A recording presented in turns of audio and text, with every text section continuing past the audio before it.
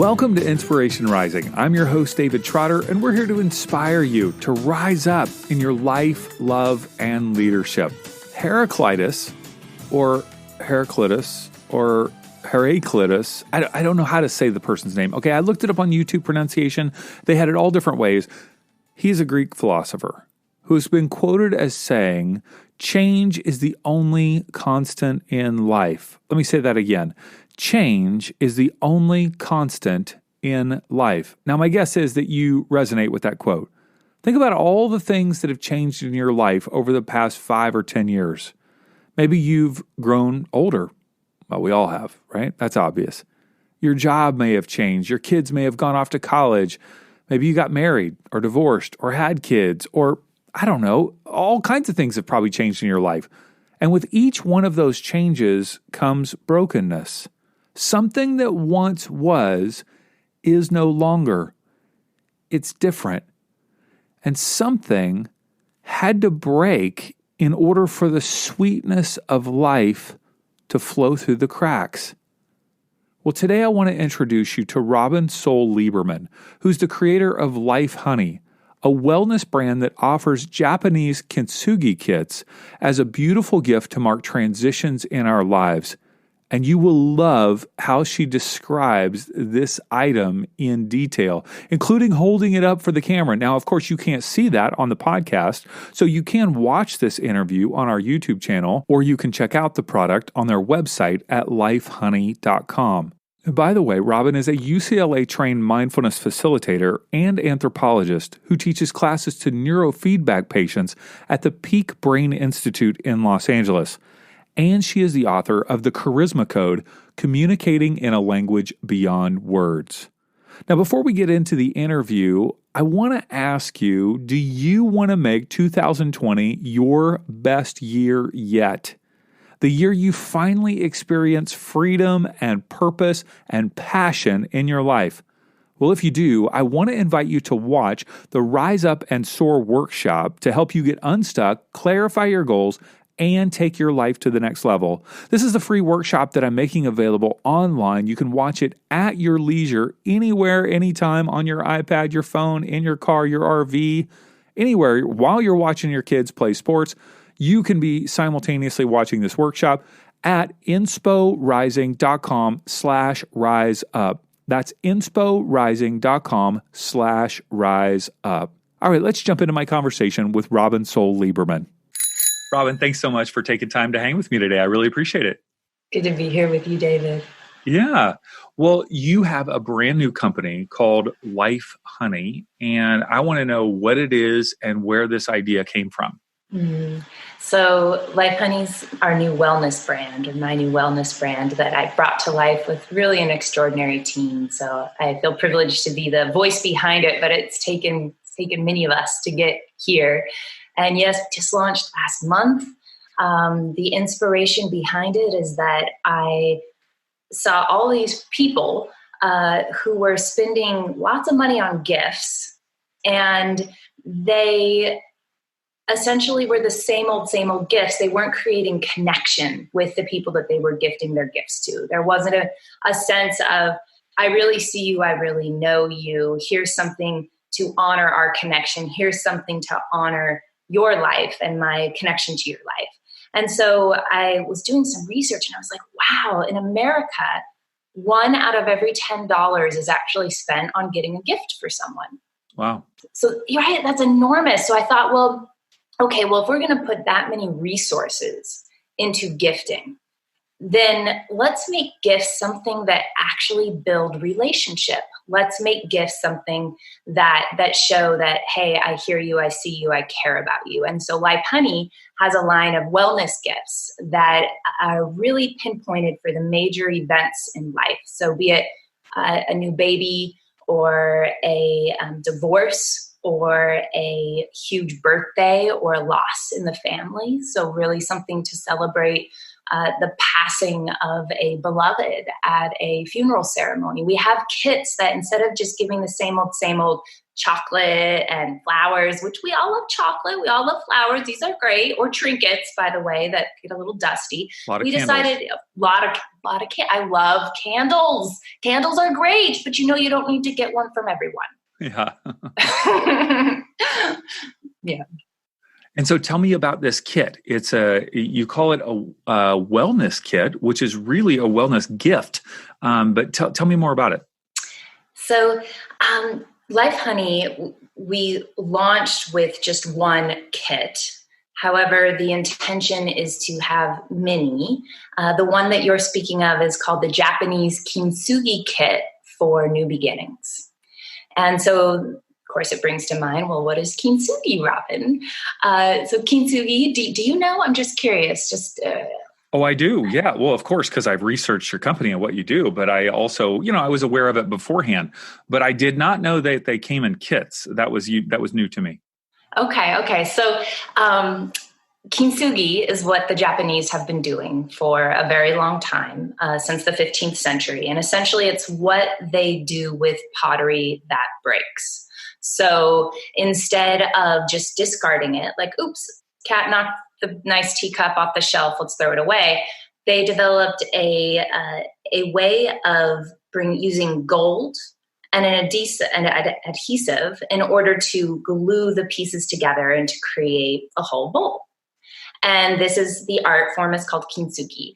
And so what we have at Life Honey is a Japanese kintsugi kit to celebrate all kinds of new beginnings, such as we spoke about a moment ago, the big new events. You become a parent for the first time. Well, okay, you go to someone's baby shower. Well, here, let me gift you a Japanese kintsugi kit that, yes, you won't know about most likely at first.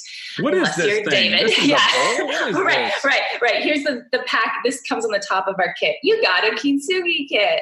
And then it says, here's how it works. That's good. People need to know that. Yeah. And so you've got your steps of what you do. And with our kintsugi kit, the very first step you do is you actually go online and you have a choice of 5 different courses of how you would use your kit, right? Because you're actually led to break a bowl in our kit, to glue it together with gold, and then to create a life keepsake that's alive by the intention that you put into it, right? These keepsakes, ultimately, I mean, if you think about it, what were the Japanese doing there? Yes, they were preserving a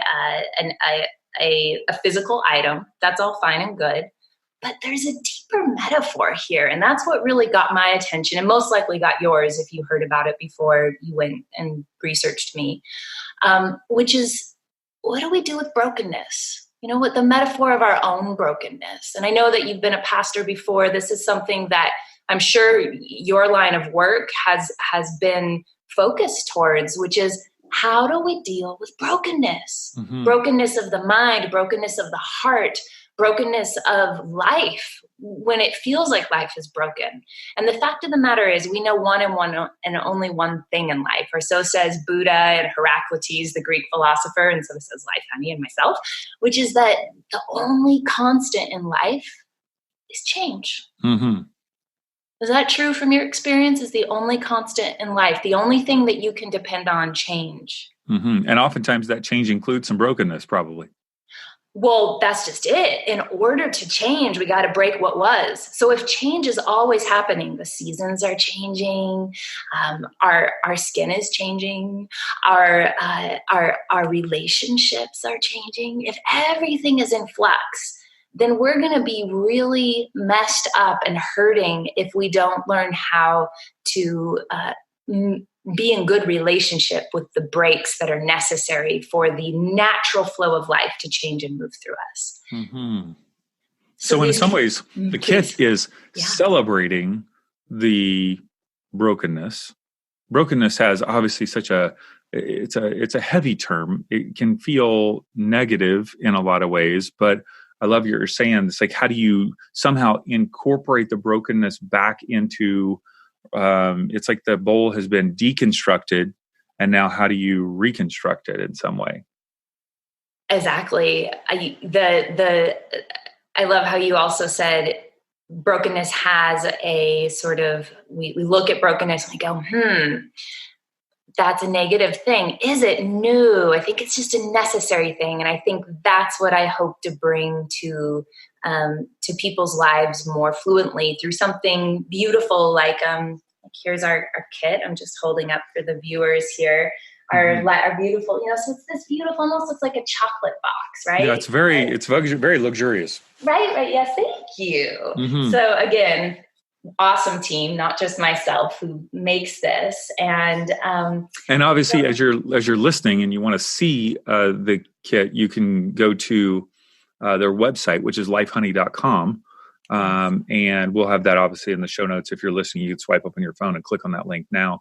Plus, it'll be on the show notes on our website. But it's just a beautiful box. Keep going. I want to make sure people see it. Yeah, thank you, David. So I love that you put our URL, because really I think that addresses your sort of question or discussion topic a moment ago around life honey. So life, something that's always happening. The only thing we could depend on in life is change. Okay, great, we got it. How do we make that sweet? How do we sweeten that change? And that's where I think the Japanese are just so absolutely brilliant with kintsugi. And, so much of Life Honey is about really honoring different cultural traditions. So my background's in cultural anthropology, and I was very lucky at a young age to travel around a lot of the world and not just study, but fall in love with the shaman's son in Nepal, for example, and, live in the Himalayas for a year, sitting on fire, singing mantras to Kali, I've had some experiences at a young age that definitely have changed the way that I see and value the world.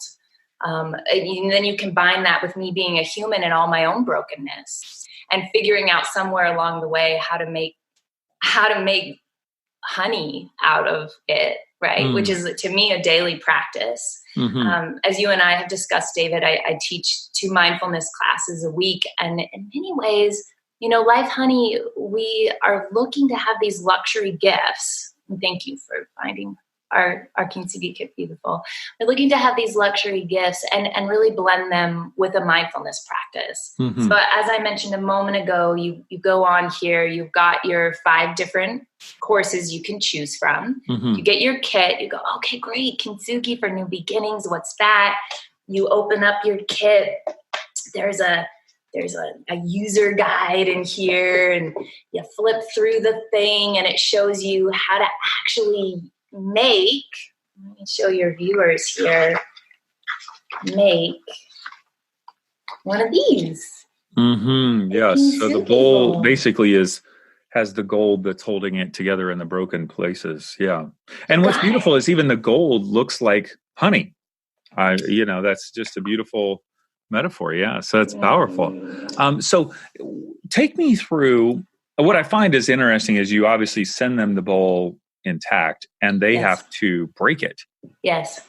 Which is fascinating. You provide a bag that they just drop or beat over maybe if it's a divorce, you've got a giant hammer that you include or something. But so with each one of these, we don't have to go through all 5, but let's just say birth. I don't usually think of birth, the introduction of a new child, as a season of brokenness. So how would that, take me through that? How would I envision that? So I see that as more, it's for the parent.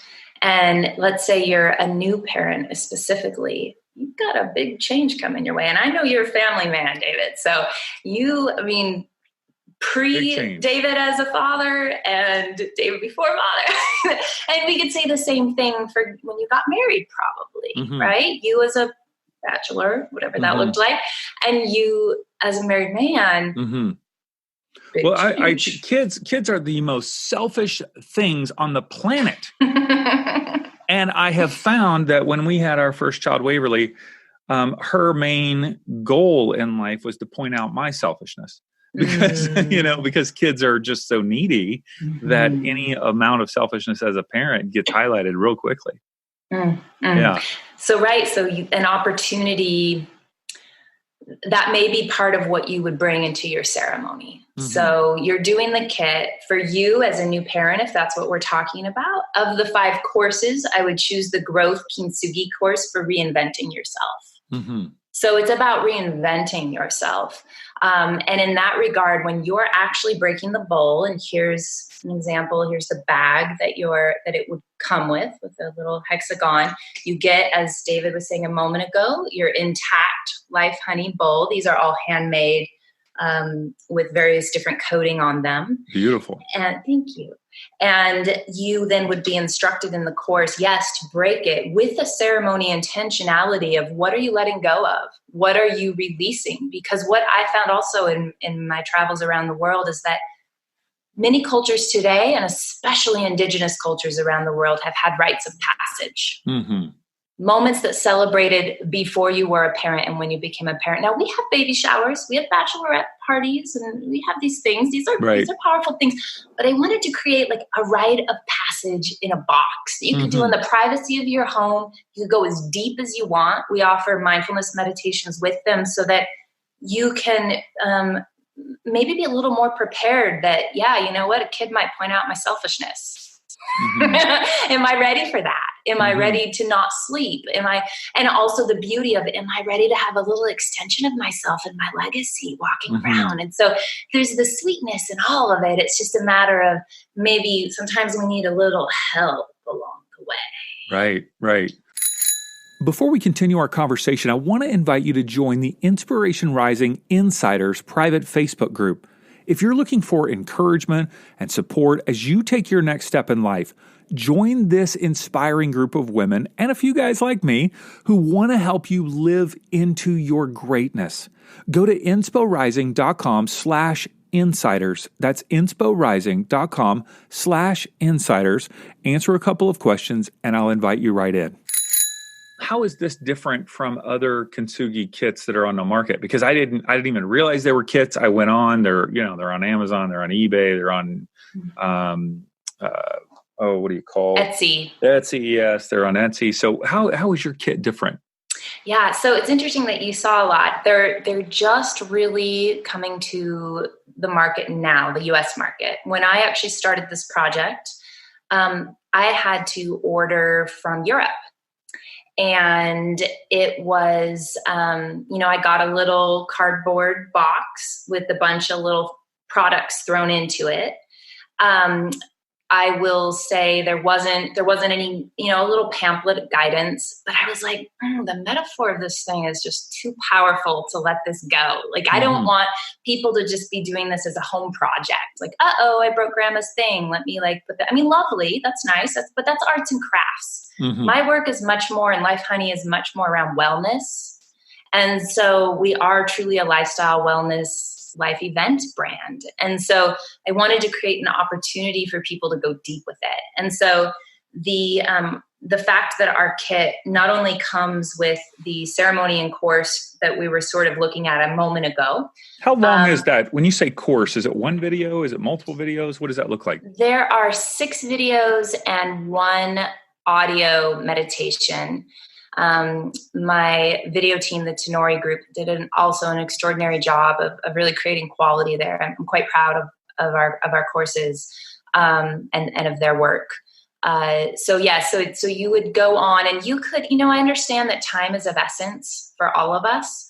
There is an ability to just do the practical tutorial of actually creating the gold in your kit, or you could go through the full ceremony, which really encourages you, depending on if you're doing this for becoming well, depending if you're doing this because you lost someone in your family, depending on if you're doing this because you're having a family restructuring after a divorce, for example, or for newlyweds, you're really deciding how deep do we want to go. Mm-hmm. So that's one of the ways that our kit is different, is the course accessibility. The other is that it's not just a kintsugi kit. There's actually 25 items in the box that we show. Two of the things are there's these sweet little rose quartz hearts, journal, gold pens, and the course actually leads you through how to use these so that it's not just you make your kintsugi keepsake and it sits on a door and collects dust, a door shelf rather. It'd be hard for the kintsugi bowl to sit on the door. Yeah, that would be hard. Yeah, very hard.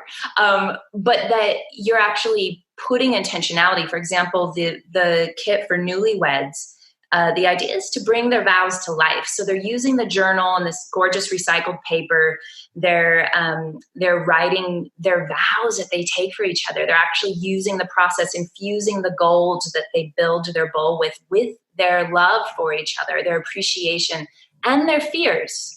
And they're bringing that, they're allowing all of that to be a part of the breaking and the release, and that I accept your imperfections. Because if the Japanese know anything, they know about another philosophy called wabi-sabi, which is where kintsugi came from, which is this idea of equanimity is the word in the mindfulness world. It's that all things are equal, that the most, that sometimes the things with the most weathering on them are also the things with the most inherent beauty or value, that nothing is to be discarded, that the only things that's necessary to create beauty is for us to change our minds to where we embrace beauty in all it is. Beautiful, beautiful. As I was watching the videos on your website, which your website is just gorgeous, by the way, and the videos are very beautiful. I am watching the process and I'm thinking, this looks so stressful to me. I'm going to make a mess. I am such a perfectionist. This is not going to be right. I'm going to get halfway through it and be like, I need a new kit. I screwed up this one. What does that say? What do I need? I think I need to break the bowl maybe again or something. I don't know. I love that you brought this up. The very first, so I had been practicing with all the kits I bought from Europe.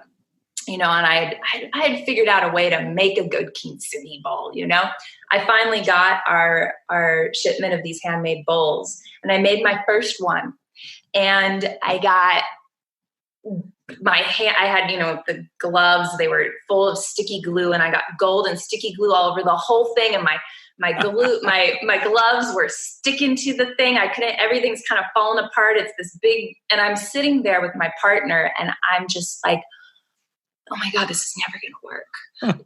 No one's going to be able to, I can't do this. Like, it's awful. Look what happened, honey. And, and I'm literally hyperventilating. I mean, I cared so much about this thing, and these shipments from products all around the world. I get my bowls. I got 1,500 of them in my garage, and I can't make the thing work. So I'm like, okay, it's a disaster. All right. So then I wake up the next morning. I go outside because, you let your kintsugi bowl set for 24 hours. Okay. I go outside. I look at it. It was glistening in the sunshine, and the gold on the outside of the bowl, it added a whole other dimension. And it became my favorite bowl. In fact, if you look at any of the product photography on our site, almost every single product photography is of that bowl that I thought I messed up. Nice. So that's there you have it. I think, and actually we go through that process after they make their bowl in the ceremony. There's an opportunity to look at it and be like, so how can you, again, bringing mindfulness to this, what's your response to your bowl? Do you love it? Do you hate it? Do you feel like it could have been better? And then it's really an opportunity to get a little more wabi-sabi, because we're not doing this for the thing. We're doing this for us. Right. You referred to that we all have brokenness, and obviously you can share to whatever degree you want, but to have a vision for something as rich and meaningful and passionate as you have created, there has to be some sense of brokenness that flows out of you that has a desire to create this. You know what I mean? Like you had to have experienced that in your own life in order to want to give it away to others. Like what has motivated you in this whole endeavor? Thank you. I mean, my very organic response in this moment is that I have felt that it's actually in my moments of my deepest brokenness, my deepest pain, that I have felt most in touch with both with myself with a capital S, with the larger part of me, with the universe, with life. I'm thinking about the moments of extraordinary grief that I actually find to be just as satisfying in a certain way as I do extraordinary joy. And I say that because there's such aliveness in it, and it feels so honest to me. Maybe that's what I love about grief. Not that I would wish it on anyone or myself. I know it's pain. It has pain as a signature. There is some pain there. But with that, there feels to me like there's also an invitation to not lie, to myself, to not lie to the world. And then I'm just talking about even just the baby white lies that we sometimes sugarcoat things with. And isn't it interesting? I know I'm saying, good. find the sweetness in it. Yeah. Yeah, exactly. And find the sweetness in my life, honey, sugarcoat. No, I'm looking for and want the honey that can be found from truth, from being exactly like honest with ourselves and our relationships. So yes, I mean, to answer your question, I feel like there's been little breaks all the way along my journey, my path. If I was to get really specific, something like coming from a divorced family when I was, 4 years old, divorced parents, and feeling like I broke when they split. Literally their literal split felt like a literal split in me. And at such a young age, I don't know that, at least for my constitution and sensitivity, that's something I still work on. I still see that coming up sometimes and asking me to, hey, Robin, there's still a crack here. Hey, Robin, we need a little more love and attention. Hey, little Robin, all the little Robins in me that are still feeling that split. Okay. How can I be with you? How can I bring a little honey, a little bit of gold into your center? Yeah. For most of us, it's loss, betrayal, disappointment,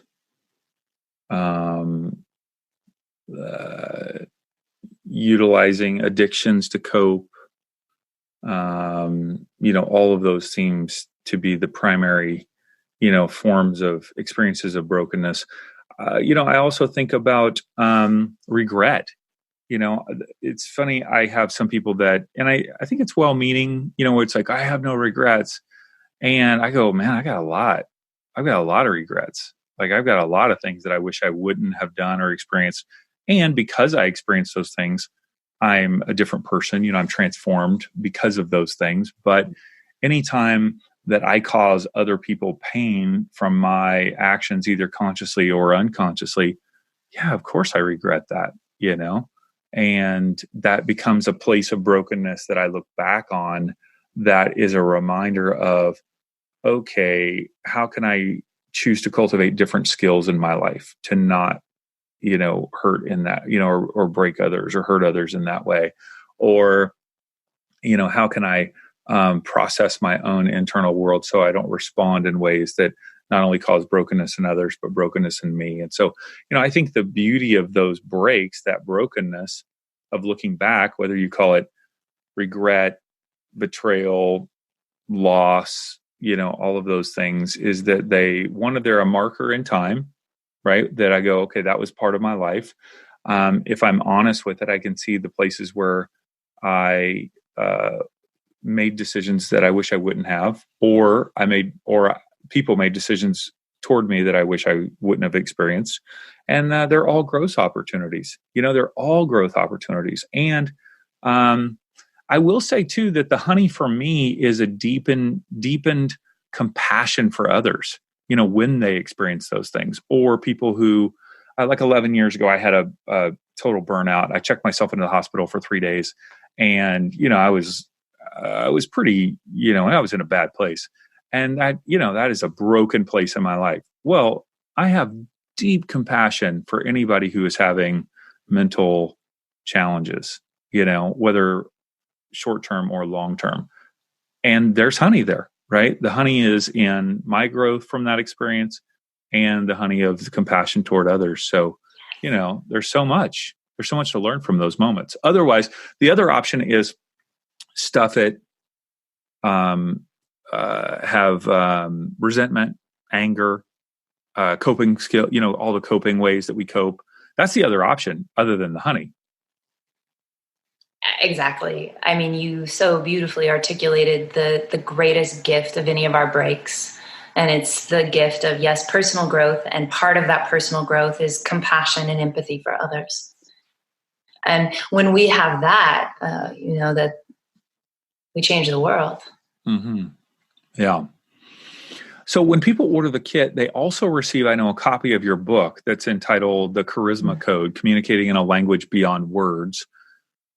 Share with us just for a minute the heart of the book. Why did you write that book, and what was your desire behind it?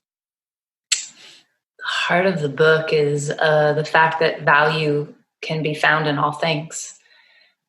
It's taken me, that was a couple years ago that I launched the book, and it's actually taken me until about right now to really feel into what the heart of it was, because so much of it was a young woman of my coming to that book was having a very unique journey in life and knowing that there was something that wanted to be offered to the world through that experience. But I didn't know. I put out, the process of writing the book was so unorganized, David. I literally, everybody said, oh yeah, Robin, I have a table of contents, do the thing, fill it in, you'll get it done. I'm like, I spent years writing that thing. And it was just like dark nights of the soul, it was like wrenching every bit of my soul to try to get some juice out of that thing and figure out how to then market that critter. And it got picked up for the political elections of the presidential debates, our last presidential debate cycle. And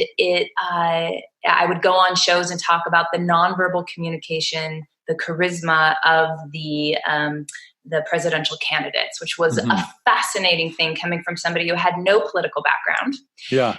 But what I did have was a people background. And I understood that there is this language that is either congruent or it's not congruent. And we can learn a lot about honesty or lack thereof by the way that somebody uses their nonverbal communication. And this isn't just body language. This is also the energy that we put out. Mm-hmm. And a lot of that we're all very aware of.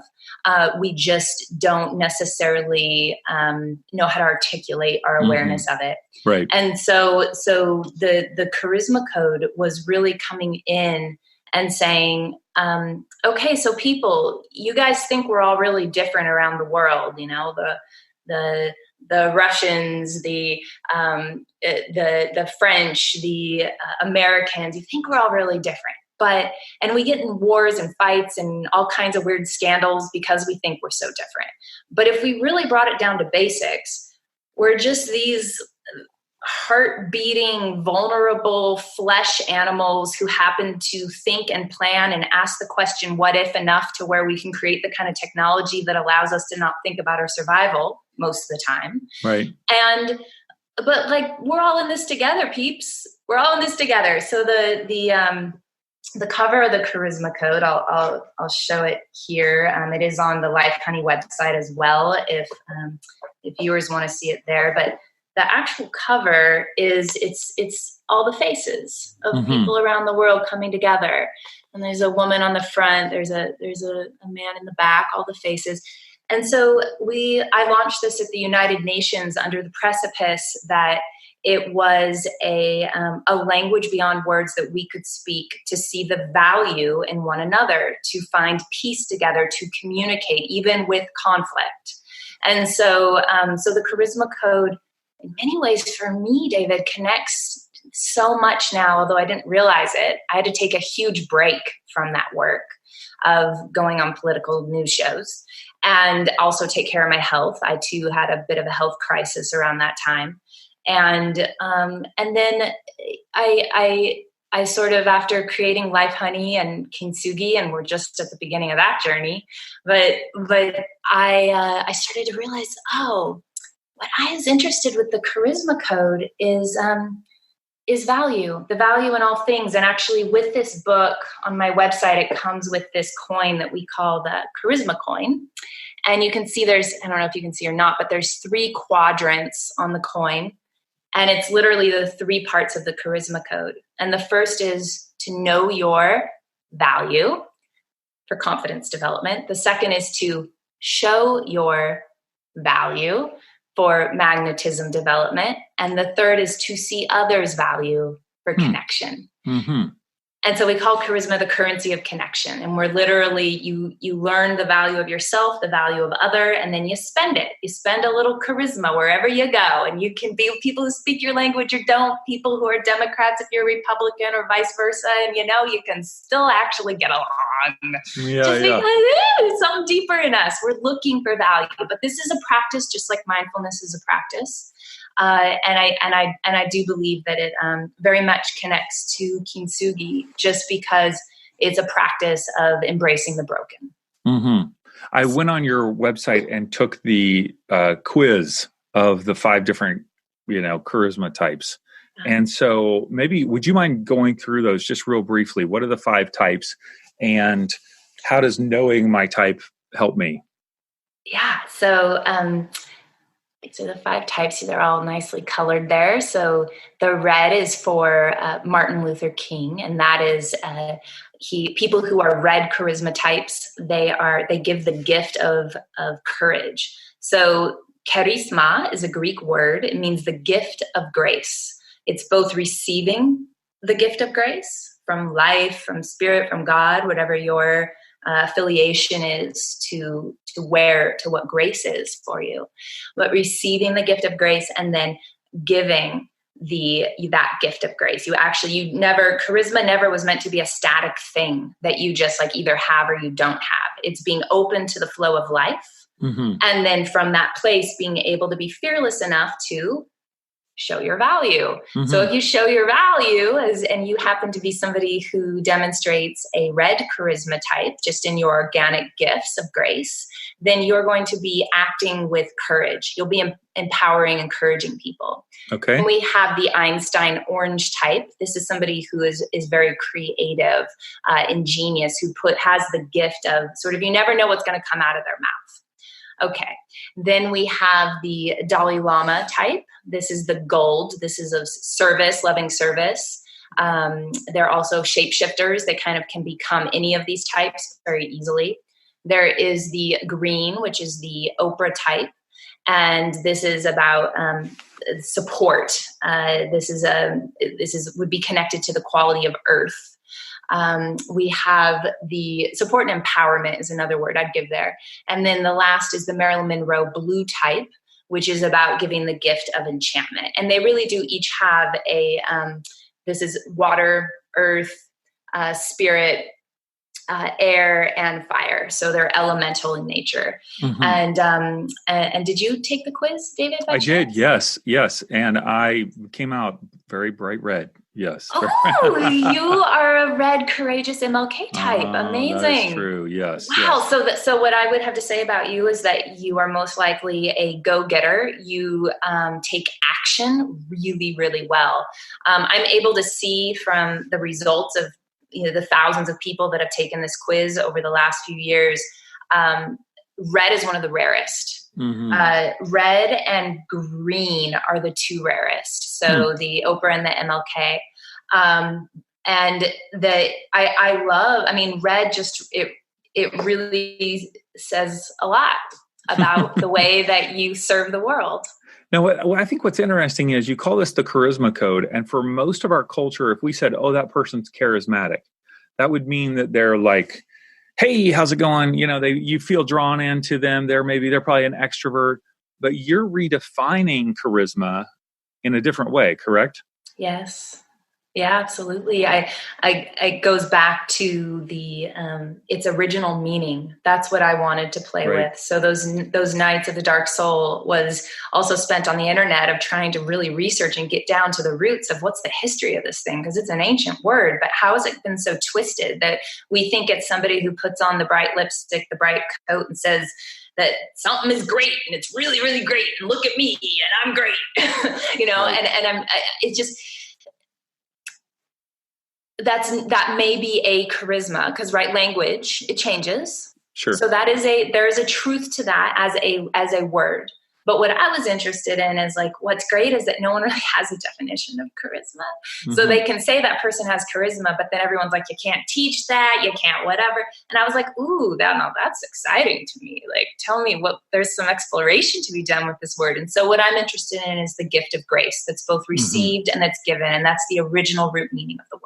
Mm-hmm. And everybody has that. Everybody has one of these 5.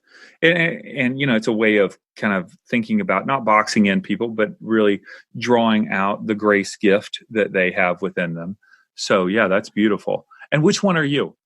I am the gold. So that's the Dalai Lama one, the shapeshifter one. And that just we lead with service in general. We want people to feel good. Like that's enjoyable for us. Mm-hmm.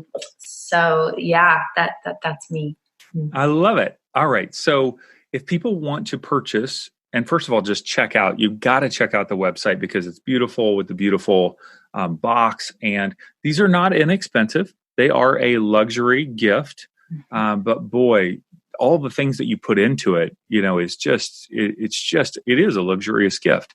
And it's a gift not only of a candle that's going to burn and go away, but a bowl that can be created. And then there's these memories that are connected to it. I don't have really too many memories of a candle. You know, so you're creating this memory. So that's at lifehoney.com. And people can also get the book there as well as on Amazon. And we'll put all the links to the website and Amazon and your social media in our show notes, of course. Once again, if you're listening, you can swipe up and find those there or on our website, insporising.com. So, Robin, if you were to kind of give words of encouragement or life for anyone who's experiencing, you know, maybe brokenness that feels really right on the surface right now, you know what I mean? Like sometimes there's brokenness of the past, it kind of dwindles, you know, kind of shifts down, but then others of us are going through challenging experiences right now where we feel like there's brokenness. What words of encouragement or life would you speak to them?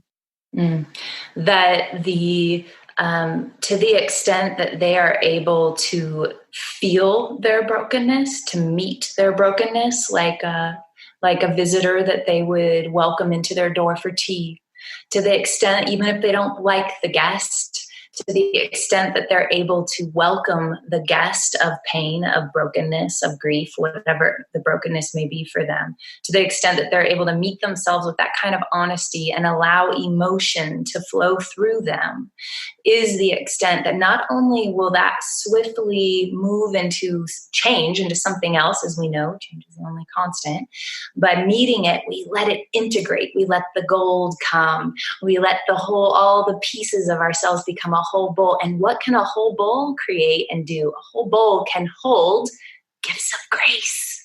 So they get charisma at the same time.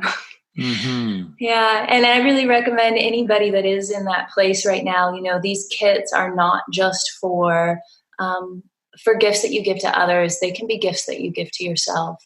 You know, there's something we haven't really touched on here, David, which is just that if charisma is a gift of grace and these Life Honey kits are gifts, how do we best spend our currency of connection for our own self-care by giving ourselves one of these gifts and by gifting it to others, by also extending hey, I see you, I know you, you just got married. I want to honor you guys having the best chance of having the longest, most fruitful relationship possible. That is expressing their charisma. So that's good. That's good. Thank you. Robin, thank you so much for all that you've created. I mean, I know how much time it takes to create a product, and the sourcing and the branding and the heart behind it and the mindfulness and the videos and the website. And it's just all infused with gold, right? It is everything that you've done. It is just beautiful. So yeah, thank you. One of the things, you're just so using your charisma gift right now because, you so touched my heart of knowing what it's like as a business owner and entrepreneur yourself. And you touched my heart in the sense of, it has been an enormous amount of work, and it's so new. It's like me showing you and your viewers my fresh little baby. So thank you to you and to your viewers for being a part of this first step with us at LifeHoney. It's exciting to have inspiration, if I may, rising for LifeHoney. So thank you so much for having me, David.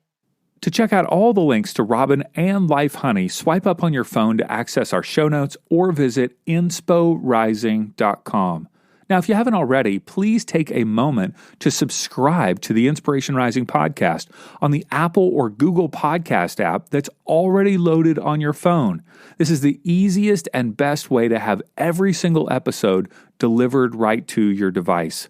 I also want to encourage you to get a hold of the Inspiration Rising Manifesto. This is a physical printed card that I mail out to whoever requests it, and it is the reason why we exist. It describes in powerful words who you are and your true identity and what we are all about. So, if you want to check it out and request a copy to be mailed directly to you, go to insporising.com/manifesto. That's insporising.com/manifesto. All right, until next time, have a wonderful week.